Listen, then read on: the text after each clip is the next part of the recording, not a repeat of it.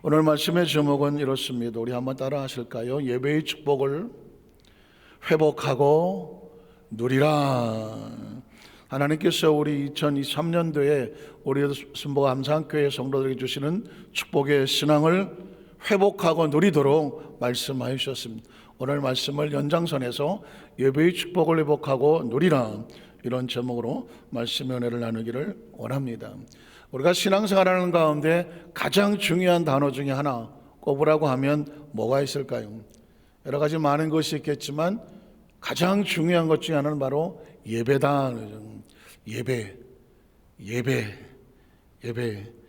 어떻게 생각하십니까? 저는 예배에 대해서 세 가지 질문을 해보려고 하는데, 예배는 언제 어떻게 시작하게 됐을까? 두 번째, 그렇다면 예배의 성공과 실패가 있을 수 있을까? 예배의 성공하는 자를 위해서, 예배의 실패한 자를 위해서 성경은 뭐라고 말할까? 마지막 세 번째는 예수님은 예배하는 자를 어떻게 축복하셨을까? 회복을 시키셨을까? 치료하셨을까? 이걸 살펴보기를 원하는 것입니다. 우린 첫 번째로 구약 성경 속에 나타난 예배의 모습을 한번 살펴보겠습니다. 구약 성경 속에서 예배를 뭐라고 말씀했을까? 제일 먼저 떠오르는 것은 뭐냐면 에덴 동산이었습니다. 에덴 동산은 예배의 처음 모습이었다. 한번 따라 하실까요? 에덴 동산은 최초의 예배 모습이었다. 창세기 2장 15절로 17절에 보니까 야훼 하나님이 그 사람을 이끌어 에덴 동산에 두었다. 하나님은 아담과 하와를 지으셔서 에덴에 함께하기를 원하셨습니다. 예배는 뭐냐? 하나님과 함께하는 것입니다. 그것을 경작하며 지키게 하시다. 하나님의 말씀을 받아서 사명을 감당하는 것, 이게 바로 예배인 것이죠. 그리고 다음 절은 이렇게 말합니다. 야훼 하나님이 그 사람에게 명하여 이르시되, 예배는 뭐냐? 하나님의 말씀을 받는 곳이죠. 하나님께서 무엇을 원하시는지, 우리에게 무엇을 명령하시는지 하나님 말씀을 듣는 것이 바로 예배인 것이죠. 동산각작 나무 열매는 내가 임의로 먹되 선악을 알게 한 나무 열매는 먹지 말라. 예배는 뭐냐? 하나님 말씀을 듣고 우리가 어떻게 하면 살고 어떻게 하면 잘못되어져 가는지를 알게 되는, 그게 바로 예배인 것이죠.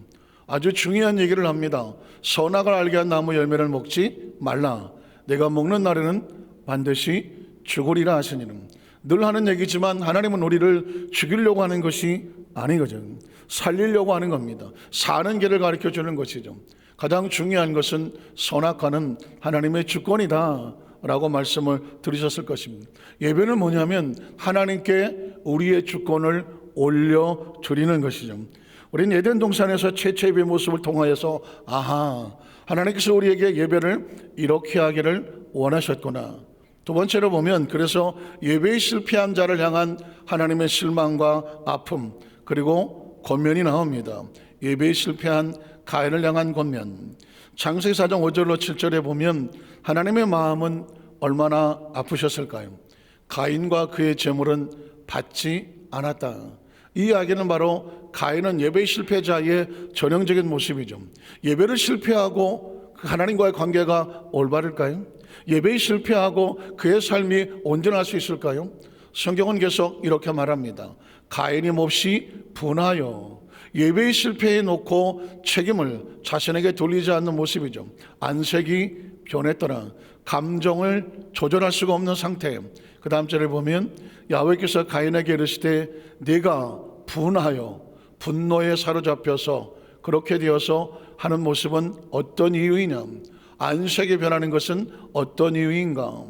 내가 선을 행했다면, 예배는 예배의 성공이 선이 될 수가 있는데 예배가 실패하면 그것은 악이요 죄가 되는 것입니다. 아주 무서운 말이죠. 내가 선을 행했다면 어찌 낯을 들지 못하겠느냐? 선을 행하지 아니하면, 악을 행하면 죄가 문에 엎드려 있느니라. 예배의 실패자를 향한 무서운 경고죠. 내가 만약에 예배에 실패한다면 죄가 문 앞에 있다. 다른 게 악이 아닙니다. 하나님을 믿는 것이 의라고 말한다면 하나님의 예배에 실패하는 것을 악이라고 말하고 죄라고 말하는 것입니다. 예배에 실패한 자들은 항상 죄가 문에 엎드려 있다는 것이죠. 그래서 죄가 너를 원한다. 죄는 네가 예배에 실패하기를 원한다는 것입니다. 아주 중요한 것이죠. 예배는 하나님께서 우리에게 원하시는 것인데 때문에 마귀는, 죄는 우리가 예배에 실패하기를 원하여 문 앞에서부터 실패자가 되기를 원하고 있다는 것입니다. 하나님께서 우리에게 명령합니다. 너는 죄를 다스리고 예배의 성공자가 되라는 것입니다. 죄의 문제는 그냥 도덕과 윤리의 문제가 아닙니다. 하나님과의 관계의 문제인데 하나님과의 온전한 관계는 바로 예배로 승리할 수가 있기 때문이죠. 작은 세 번째로, 그래서 믿음의 사람들을 보면 그들의 삶은 항상 예배의 삶을 지키며 살아왔습니다. 그러니까 믿음에 성공했다는 얘기는 예배에 성공했던 이야기입니다. 창세기 8장 20절로 21절에 보니까 노아가 야훼께 제단을 쌓고, 방주에서 나오자마자 가장 먼저 한 것은 뭐냐면 감사의 제단이죠. 예배의 제단이죠. 제단을 쌓고 모든 정결한 짐승과 모든 정결한 새 중에서 제물을 취하여 번제로 제단에 드렸다라는 것입니다. 가장 먼저 하나님을 기억하는 사람은 예배로 하나님과 화목하고 예배로 하나님 앞에 감사하는 것이죠. 그 다음 절을 보면 그래서 야훼께서 그 향기를 받으셨다는 것입니다. 예배는 받으시는 예배가 있고 하나님께서 거절하시는 예배가 있는데, 가인의 예배를 하나님께서 받지 않으셨다는 얘기는 그의 향기가 하나님께서 받으실 만하지 않은 악한 실패자였기 때문이죠. 그 중심에 이르시되 내가 다시는 사람으로 말미암아 땅을 저주하지 아니할 것이다. 예배자는 하나님께서 축복으로 약속하십니다. 이런 사람의 마음에 계획하는 바가 어려서부터 악함입니다. 악한 사람이 하나님께 돌아오시는 방법은 딴 게 없죠. 예배자가 되는 것입니다. 내가 전에 행한 것 같이 모든 생물을 다시 멸하지 아니할 것이다. 창세기 12장 7절로 9절에도 보면 아브라함의 성공의 모습을 가만히 보면 철저하게 예배자였습니다. 야훼께서 아브라함에 나타나 이르시되 내가 이 땅을 내 자손에게 주리라 하신지라. 자기에게 나타나신 야훼께 그가 그곳에서 무엇을 샀습니까? 제단을 쌓습니다. 성경은 누가 가르쳐 준 것도 아닌데 노아도 하나님 앞에 가장 먼저 단을 쌓았고, 그리고 아브라함도 그 앞에 하나님의 말씀을 듣고 축복을 받으면 했던 것 딴 게 아닙니다. 제단을 쌓고 예배를 드리는 자의 모습이었습니다. 그 다음 절을 보면 그래서 거기서 베델 동쪽 산으로 옮겨 장막을 치니 서쪽은 베델이요 동쪽은 아이라. 그가 거기서 야훼께 제단을 또 쌓았습니다. 그러니까 움직이는 곳곳마다 제단을 쌓고 하나님의 이름을 불렀더라. 이것은 예배자의 모습이었습니다. 그가 남방으로 옮겨갔더라. 남방이 됐던 북방이 됐던 서방이 됐던 동방이 됐던 그가 옮겨지는 모습이 중요한 것이 아니라 가는 곳곳마다 제단을 쌓고 하나님의 이름을 부르는 예배의 성공자의 모습을 보여주고 있습니다. 이것은 그의 자손들에게도 이어집니다. 창세기 26장 23절로 25절에 보니까 이삭이 거기서부터 브엘사바로 올라갔더니 그 밤에 야훼께서 그에게 나타나 이르시되 나는 내 아버지 아브라함의 하나님이다. 그러니까 두려워하지 말아라. 내 종 아브라함을 위하여. 이 성경을 읽을 때마다 정말 가슴이 찡하지 않을 수 없고 눈물 나는 단어입니다. 이삭을 축복하는데 누구를 위해서?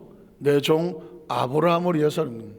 믿음의 조상이 되어지고 정말 신앙이 좋은 부모가 되어야 되는 아주 중요한 목적과 이유 중에 하나가 뭐냐면 하나님께서 아브라함을 위하여 내가 너와 함께 있겠다 이렇게 말씀하기 때문입니다. 우리의 신앙의 모습이 하나님의 기억 속에 있다면, 우리로 인하여 우리의 자손들을 향한 하나님의 축복이 이어진다면 얼마나 감사합니까? 내게 복을 주어 내 자손이 번성하게 하리라 하신지라. 이 말씀을 받았을 때 이삭의 반응은 어떻습니까? 마치 아브라함 같지 않습니까? 노아 같지 않습니까? 그곳에 무엇을 먼저 쌓습니까? 제단을 쌓았습니다. 그리고 누구의 이름을 부릅니까? 야훼의 이름을 불렀습니다. 이건 누가 하던 모습인가요? 아브라함이 하던 모습 아닙니까? 가는 곳마다 제단을 쌓았고 하나님의 이름을 부르며 예배하는 사람이었거든요. 그러니까 그 모습을 보고 이삭도 예배자의 성공자였던 것이죠.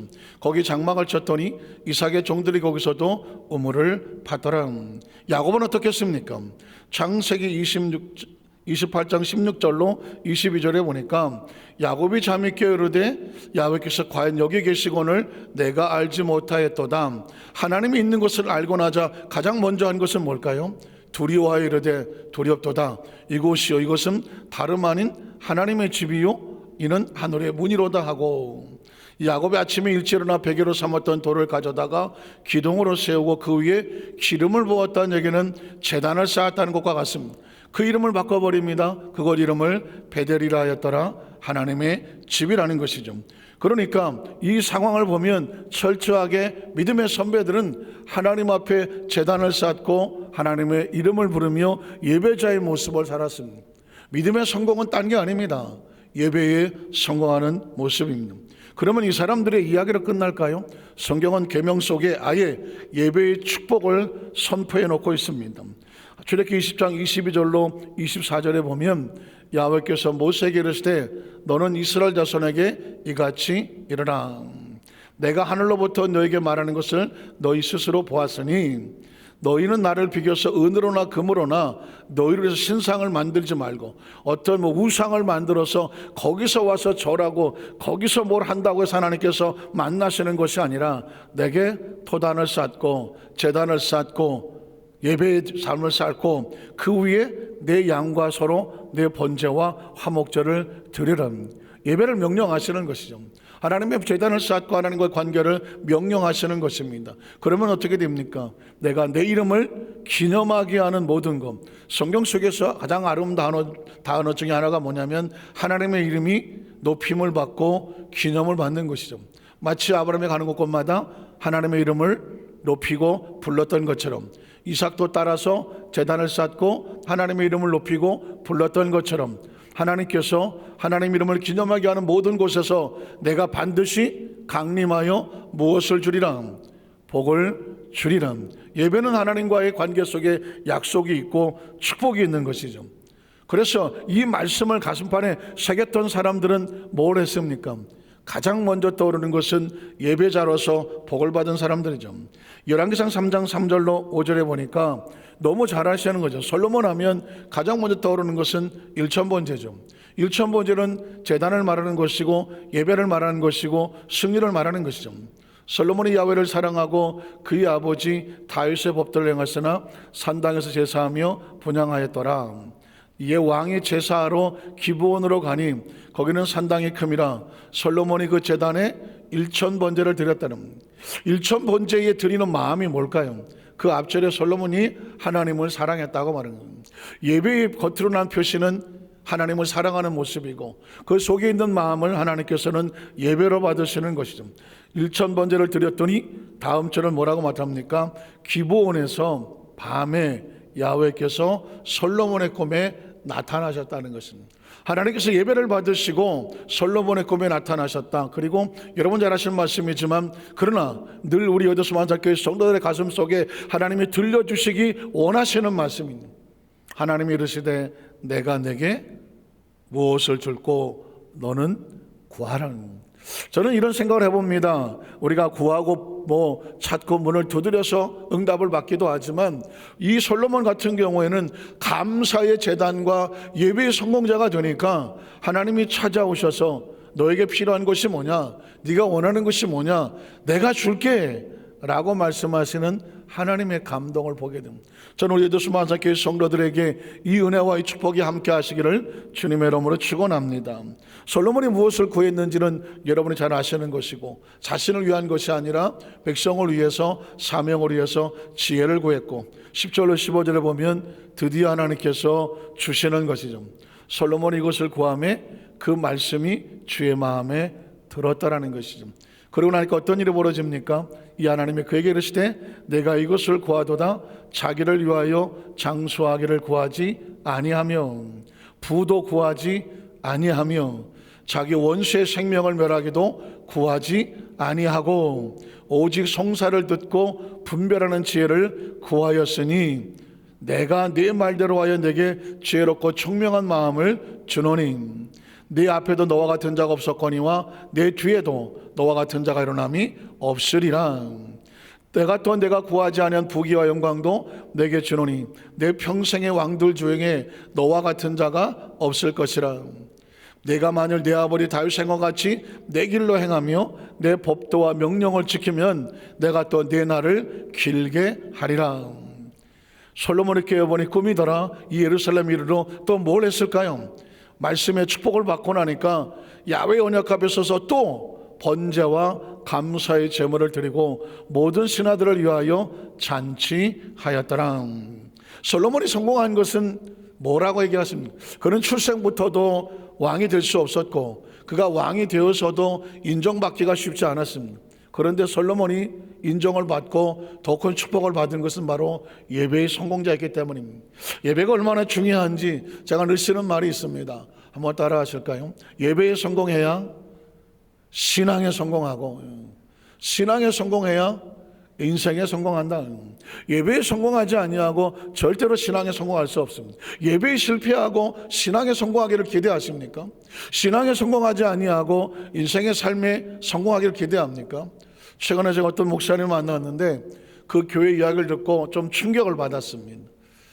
동의할 수는 없는데 왠지 머릿속에 남아있는, 생각하게 하는, 그 교회에서는 이렇게 한다는 것입니다. 그 교회는 주일만 예배를 드리는 소위 말하는 선데이 크리스찬, 주일만 겨우 교회 나오는 성도는 성도가 아니다. 교인은 될 수 있을지 모르지만 성도는 아니다. 어떻게 생각하십니까? 저는 충격을 좀 받았습니다. 아니, 이 목사님 무슨 얘기를 하시려고 이렇게 세게 말씀하시나? 주일날 교회 나와서 예배 드리는 사람이 성도가 아니라면 이 사람은 무슨 얘기를 하고 싶어 하나 했더니 그 교회의 성도들은 예배를 우리는 목숨을 걸고 지킨다. 적어도 일주일에 주일 예배, 수요 예배, 금요철 예배는 성도라고 하면 이 세 번의 예배를 절대로 실패하지 않는다는 것입니다. 그래서 이 세 번의 예배에 나오지 않는 사람들은 교인은 되더라도 우리 교회 성도는 아니다. 예수를 믿는 성도는 아니다. 이렇게 말한다는 것입니다. 저는 그 이야기를 들으면서 동의할 수는 없지만 이 목사님이 말씀하시는 의도는 알겠더라고요. 왜냐하면 예배에 실패해 놓고 어떻게 신앙에 성공하냐는 것입니다. 교회의 재직들이 겨우 주일만 나와 예배를 드리면서 어떻게 다른 성도들보다 헌신하고 봉사하면서 앞장서 나가는 리더자가 될 수 있겠느냐.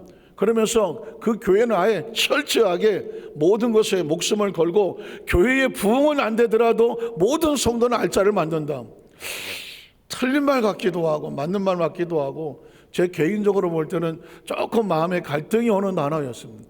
수많은 영혼을 건져내야 하나님 인도해야 되는 영혼 구원의 차원에서 보면 정말 일주일에 한 번이라도 예배를 드리는 게 결코 쉽지 않을 수도 있는데, 그러나 또 다른 차원에서 본다면 예배에 수없이 교회를 다니고 신앙생활을 한다고 할지라도 예배에 성공하지 않는 성도로 만드는 교회다?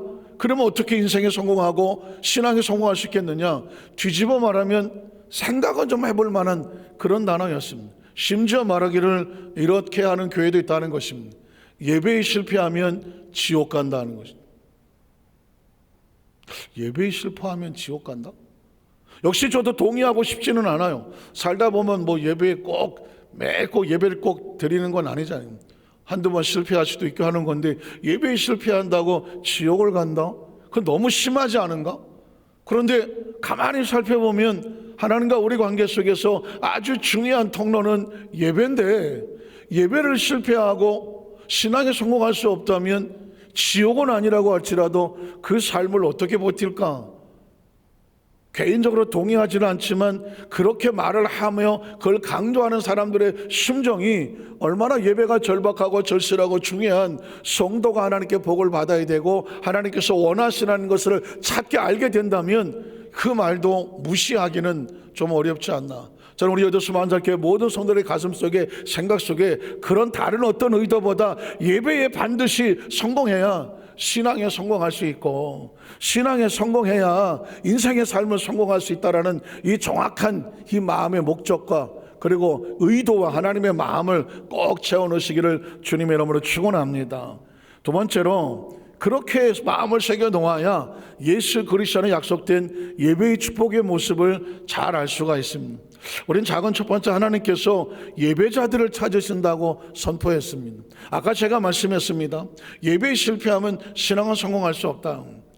그런데 예배를 형식으로 보는 것이 아니라 하나님이 예배자를 찾으신다고 하면, 하나님이 찾는 자리에 없다면 이건 사실 예배의 실패가 아니라 삶의 실패가 될 수도 있죠.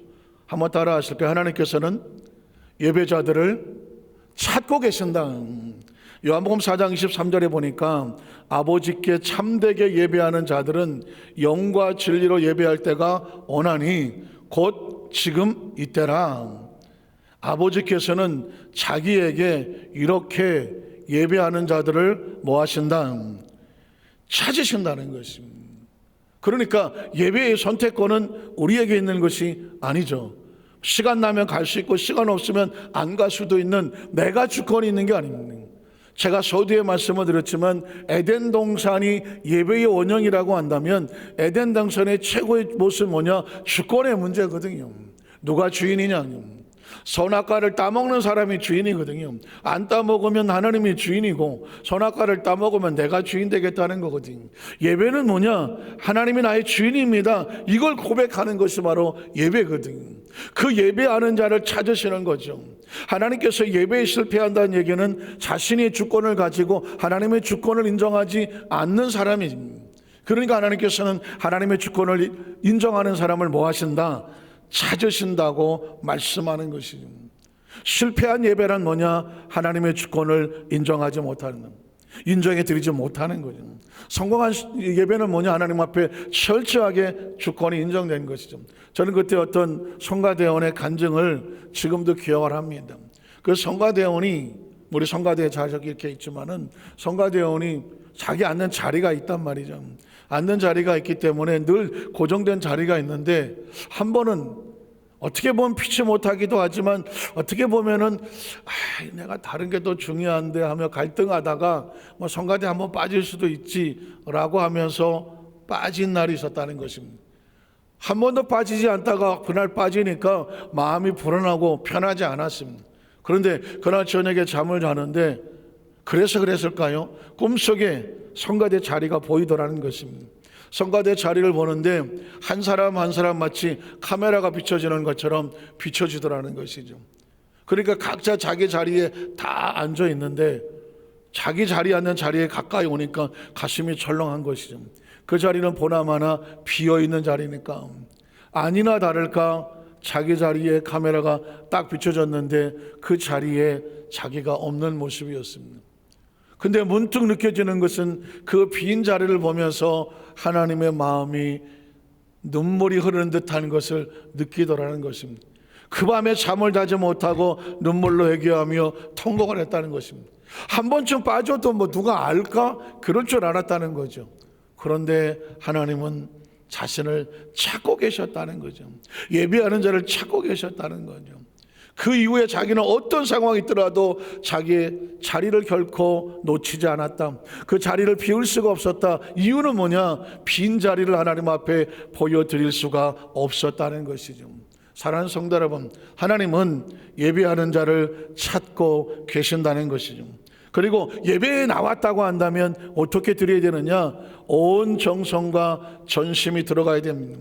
24절에 보니까 이렇게 말합니다. 하나님은 영이시니 예배하는 자가 영과 진리로 예배할 것이다. 예전의 성경은 신령과 진정이라는 말을 썼습니다. 신령이라고 말하는 것은 영적인 우리 영혼이 모든 것을 집중해서, 그리고 진정이라고 하는 것은 마음의 정성이겠죠. 어쨌든 하나님께 나왔다면 우리는 형식이 아닌 의례적인 것이 아닌 이벤트가 아닌 그냥 때움이 아닌 하나님과의 진정한 마음의 교통이 되어지는 것, 이걸 바로 예배하는 자를 찾으신다는 것입니다. 그러면 이제 성경 속에서 예배자의 모습을 발견했을 때 예수님은 어떤 모습이셨을까? 그거를 찾아보고 말씀을 마치겠습니다. 요한복음 4장 13절로 14절에 보니까 예수님께서 한 여인을 찾아가셨죠. 수가성 여인이었는데, 근데 수가성 여인이 또 예수를 찾아 나온 것과 또 같습니다. 두 분의 대화가 벌어지는데 예수께 대답하여 이르시되 이 물을 마시는 자마다 다시 목마르려니와 내가 주는 물을 마시는 자는 영원히 목마르지 아니할 것이니 내가 주는 물은 그 속에서 영생하도록 솟아나는 샘물이 되더라. 왜 신령과 진정으로 예배를 드립니까? 하나님 앞에 나와서 예배하는 자에게 예수님은 이렇게 말합니다. 예배를 통하여 그 마음속에 영원히 목마르지 않는 영혼의 기쁨을 얻게 될 것이다. 예배의 영원한 기쁨은 다른 곳에서는 절대로 얻을 수 없는 것입니다. 오직 하나님 앞에 예배할 때 우리 영혼이 기뻐하며 춤을 추는 것은 바로 영생하도록 솟아나는 영적인 기쁨이 있기 때문입니다. 마태복음 8장 3절에 보면 예수께서 손을 내밀어 그에게 대시며 이르시되 동굴에 있었던 문둥병자가 나와 예수님 앞에 엎드려서 주께서 원하시면 내 병이 나을 줄로 믿습니다라고. 이건 문둥병의 문제가 아니거든요. 한 인생이 동굴에 갇혀서 그리고 바깥에 나오지도 못하고 천벌을 받았다 천형이다 그래서 어디 갈 수도 없는 버려진 삶이거든요. 근데 이 삶이 예수님 앞에 나와서 예배자로 나오는, 예배는 뭐냐? 하나님을 찾는 거니까. 예배는 뭐냐? 하나님 앞에 나와서 자신의 삶이 하나님 안에 들어오기를 원하는 거니까요.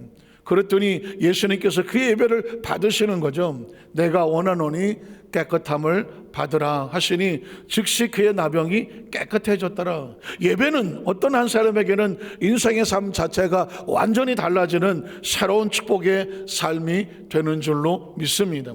간혹 여러분 그런 간증 들어보지 않습니까? 어떤 분이 부인이 신앙생활하는 걸 못마땅해 갖고 맨날 술이나 처먹고 와갖고 부인을 괴롭혔는데 그날도 술을 먹고 들어왔는데 보니까 집에 부인이 없더라는 것입니다. 어디 갔나 봤더니 수요일날 저녁에 교회 갔구나. 그냥. 그래서 그냥 술이 취한 상태로 그냥 교회 가서 이놈 마누라 내가 머리채기 끌고 내가 끄집어내고 나오겠다고.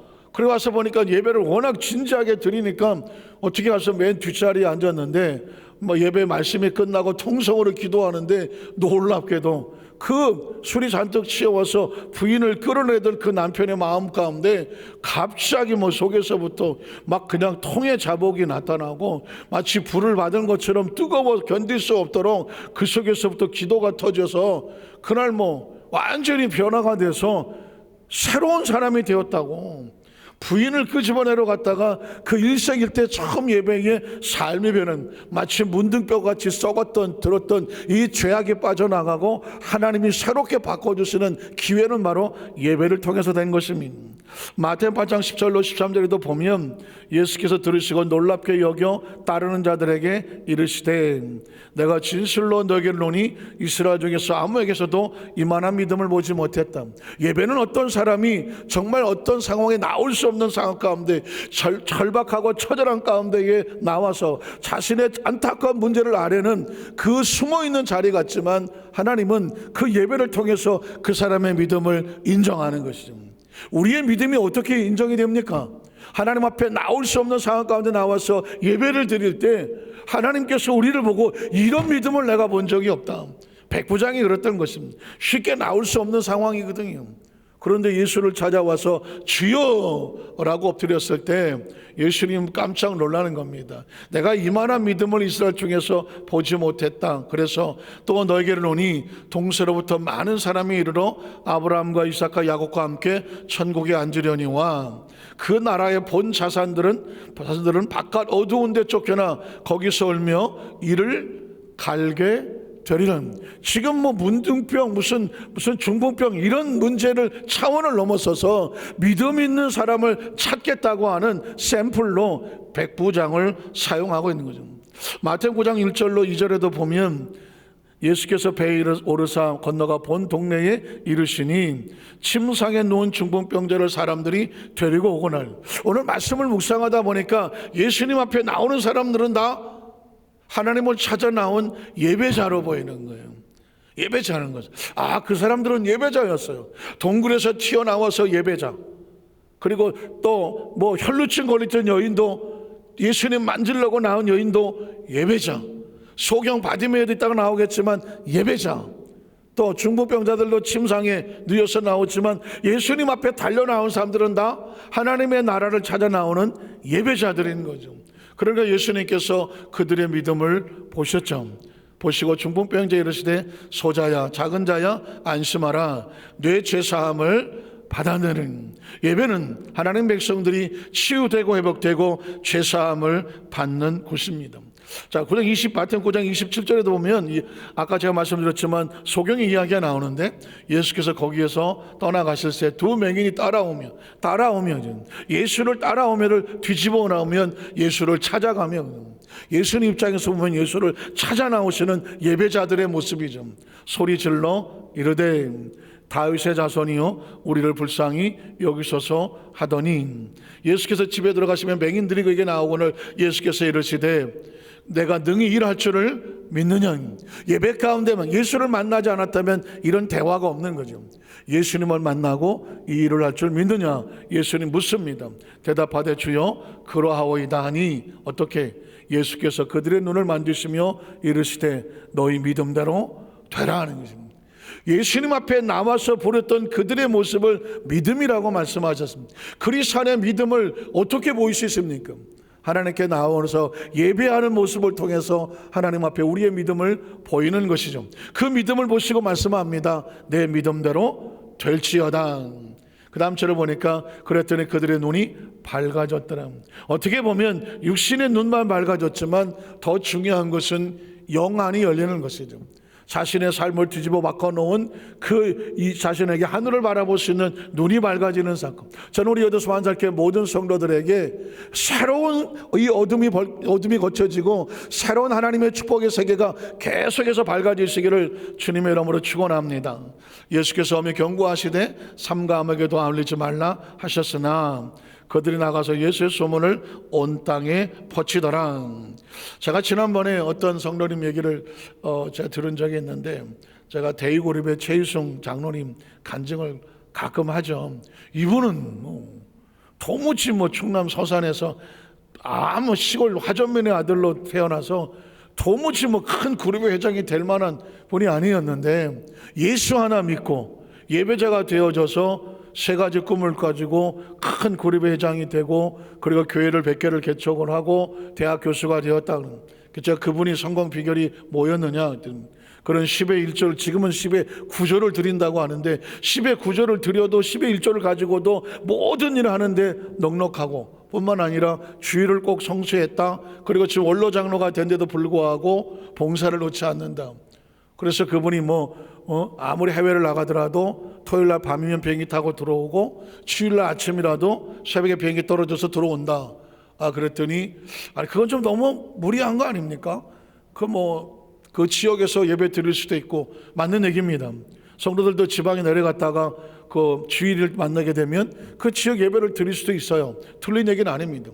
그런데 그 장로님이 밤 비행기를 타던 새벽 비행기를 타고 올라와서 본인 교회 예배를 주일 성수라는 이유는 딱 한 가지, 봉사 때문에 그렇습니다. 자기가 맡고 있는 아이들, 지금도 교사를 하고 계시는데 그 아이들과의 약속이죠. 예배는 어떻게 보면 하나님과의 온전한 약속이기도 하지만 교사로서 자기가 한 주간을 빠져버리면 자기를 기다리는 아이들 입장에서 볼 때는 선생님이 없는 거잖아요. 그 아이들과의 약속을, 그들의 예배가 온전한 예배가 되기 위해서 교사의 사명을 감당하려고 밤 비행기도 타고 새벽 비행기도 탄다는 것입니다. 그러니까 어떻게든지 하나님 앞과 자기의 주어진 예배자의 사명을 놓치지 않으려고 애를 쓰고 몸부림치시는 한 예배자의 모습을 보게 되는 거죠. 말씀을 정리하기를 원합니다. 하나님은 우리에게 예배하기를 원하십니다. 예배하도록 우리를 창조해 주셨습니다. 예배자는 에덴 동산의 모습을 회복을 하는 것입니다. 믿음의 사람들은 예배자로 성공한 사람들입니다. 하나님의 말씀 속에는 예배에 대한 약속을 축복해 놓으셨습니다. 그리고 하나님은 예배자를 지금도 찾으신다고 말씀하고 있습니다. 그 예배자의 찾으시는 자리에 발견되는 것이 바로 예배의 성공이죠. 우리 여도수 만살교회 모든 성도들이 오늘 말씀이 주일의 말씀 중에 하나가 아니라 어차피 우리는 주님 앞에 가는 그날까지 평생 예배자로 살아야 되니까 예배에 성공해서 신앙에 성공하고 신앙에 성공해서 삶의 사명에 성공하는 우리 모든 성도들 되시기를 주님의 이름으로 축원합니다. 기도하겠습니다.